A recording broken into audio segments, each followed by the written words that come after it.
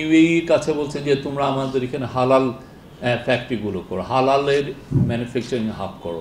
উনি চায়না যাচ্ছেন, পুরো ফোকাসটা থাকবে চাইনিজ ইনভেস্টর, প্রাইভেট ইনভেস্টররা তারা এখন গ্লোবালি ডোমিনেট করছেন, তাদেরকে বাংলাদেশে আনা।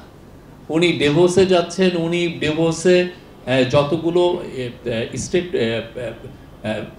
একটা দেশের লিডারদের সাথে যতগুলো তারও দ্বিগুণ মিটিং করছেন উনি প্রাইভেট সেক্টরের লিডারদের সাথে। সবার কাছে একই মেসেজটা, সেটা হচ্ছে যে বাংলাদেশ এখন রেডি ফর বিজনেস, আপনারা আসেন বাংলাদেশে, you set up your factories or set up your service sector. এই ঈদে জামা জুতো অ্যাক্সেসরিজের ডিসকাউন্ট,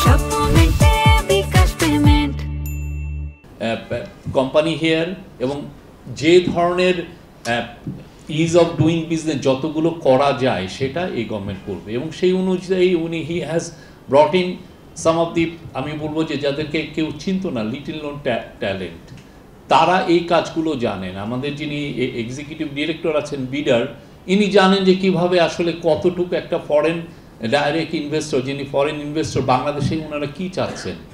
আমরা অনেক দিন ধরে বলছি যে ওয়ান স্টপ সার্ভিস দেওয়া হবে, আমরা এটা কিন্তু অনেক ধরনের, আমি 30 বছর জার্নালিজম করি, 20 বছর এই আওয়াজটা শুনছি, আদৌ কেন হলো না?